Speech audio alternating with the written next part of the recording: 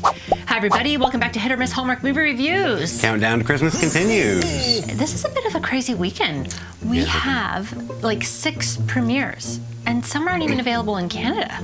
So yeah, we've had to be a bit mischievous in watching them. It's true. Today we are reviewing Catch Me If You Claus. Starring Italia Ricci and Luke McFarlane. It's been a minute. It has been a minute. Yeah. I think our last video was a farewell, Luke. Oh, that's right. Well, he's back. Writer here is Nina Weinman. Some of their credits include Just One Kiss, which we loved, Christmas in Tahoe, and A Miss Miracle Christmas. The director here is Bradley Walsh. Some other credits include A Merry Christmas Wish, Toying with the Holidays, and Christmas in Angel Falls, which is a classic. Fun. Yeah. So, what's this one about? On the verge of her big break, aspiring news anchor Avery Quinn catches a home intruder wearing a red suit, claiming to be Santa's son, Chris. Weird. I'm getting single Santa vibes. Gutenberg. Oh my, you know what? Definitely. No, obviously not in a good way. So and when that one is better, then you know what we're in for here. Yeah. What do we think? Okay. Where do I even begin with this one? You know, I like to usually start off with things that I liked about the movie, but I'm struggling to find something here. I liked that there was snow. Lots of snow. I liked her Christmas tree. It was nicely decorated. This was not good. This was not good. This was essentially a vast and empty spectacle of meandering around town with one big misunderstanding after another, and it wasn't even entertaining. That could be entertaining, that premise, but no. Or it wasn't entertaining, it wasn't even charming. It was just silly for the sake of being silly. It felt like it was intended for kids, and that's even insulting little kids. It did feel a little juvenile in that sense. It felt juvenile, but not light or fun. It was silly, but not funny or like delightful. No. Yeah, I don't think it was awkward and weird, like kind of clunky. I don't think I've ever had to rewind a Hallmark movie so much because we kept thinking we missed something. Yeah. It was like, did we miss? No, we didn't miss it. It's just we thought there was a gap. Yeah, it was just very jumbled, and I'm just not sure we needed a Catch Me If You Can influence Santa on the run thing. To me, it like cheapens the whole vibe of Christmas. The writing for me was very reductive. It felt so hollow. You know, you have a lot of elements going on in a story, and when none of them seem to be well thought out at all, like there's a big problem there. I think most Hallmark movie writing could be described as oversimplified, sure, but that doesn't mean it doesn't have to be thoughtful or moving or emotional. This just felt like it was thrown together. You know, I will say that we don't normally see this kind of story on Hallmark, like the burglars, the crooked politician, the kidnappers, the makeout session in the car for the first kiss. Okay, sure, this is new. We haven't seen this, but perhaps this should have aired on Hallmark Movies and Mysteries instead of Hallmark. That's what I'm thinking. It definitely should have aired on Hallmark Movies and Mysteries, but it wasn't thrown together at all. I learned that this script was written 12 years ago for a different network entirely, which totally tracks. Okay. And apparently Hallmark had to buy it back so they could use it. So we don't know how many hands have been in this script and like how many people had a hand in pulling it apart, but it's definitely more than the writer. It felt like it was being pulled apart, actually, by different people. Nothing made sense. Okay, and also let's get this out of the way. This movie got put in a Thursday Thanksgiving slot during football. There you go. Hallmark wasn't sending out their best and their brightest, and we already knew that.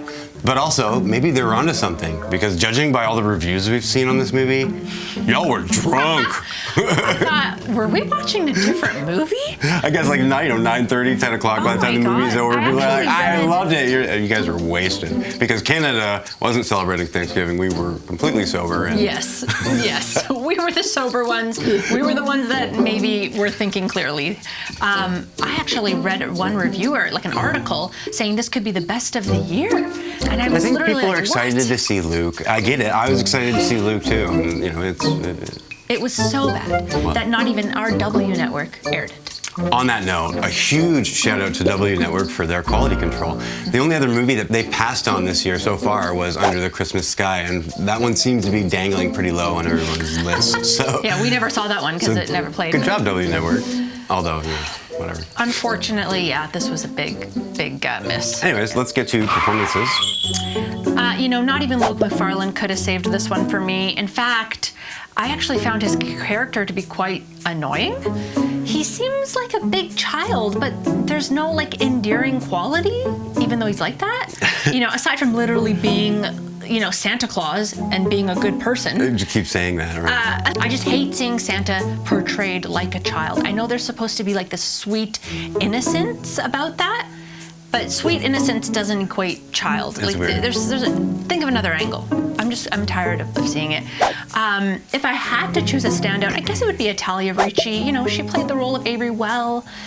She was like a feisty young woman navigating her life, striving to step out of her mother's shadow as one of the most revered news anchors in that town.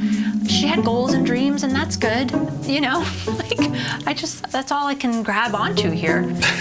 Well, I'll say the two leads didn't act poorly at all, really. Like they were actually fairly on point. They just did what was written, and it was confusing and weird. Luke tried to even it out by introducing like a Will Ferrell-esque silliness that didn't really track, like you were talking about. Will Ferrell and Elf. That's different. It's a little different. That's different. People always pull on that, and it's like, no, now you seem like a crazy person. He's not my Santa. No. So the standout for me is also Italia Ricci.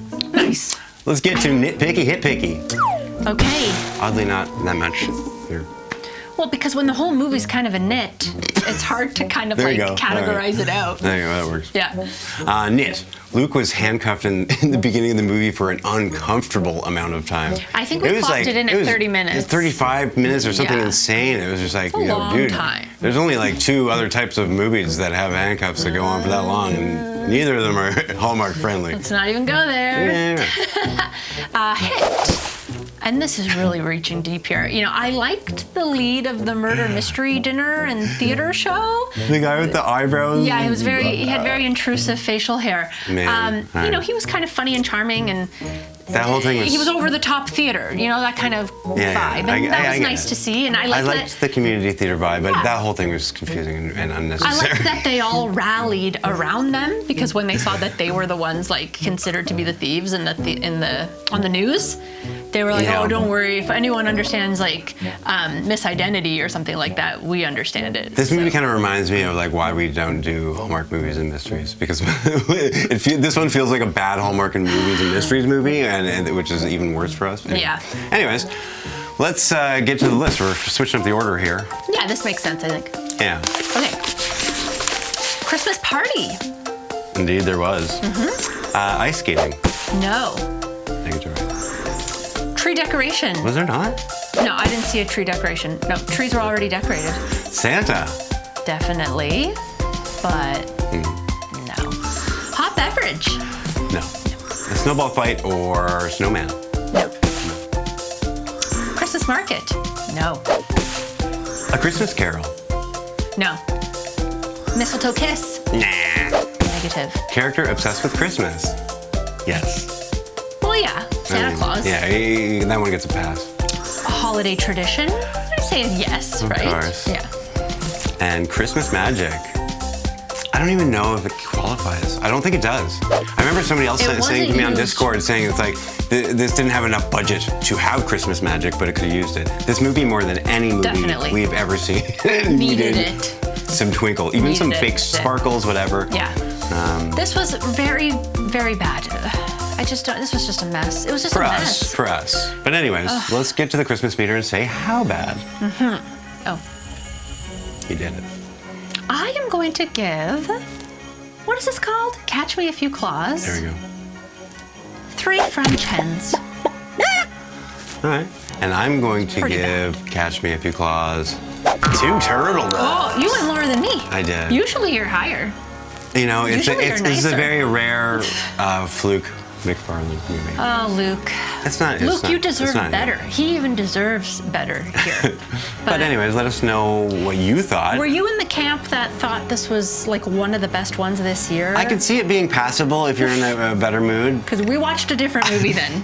I don't know. Yeah, we kept questioning our sanity a few points, yeah. but let us know how did it do on the Christmas meter for you? I mean, it's good to have a range of. Oh, of course. Especially Hallmark more than any. We love hearing that people who like differ from us too, because now it gives us a different perspective. Well, everybody seems to differ. It's across the board with all the movies. It's actually kind of crazy. Yeah. I know. So it's kind of fun though, right? But anyways, we'll see you next episode. Yes, see you very soon. Countdown to Christmas continues. Yay. Bye. Bye.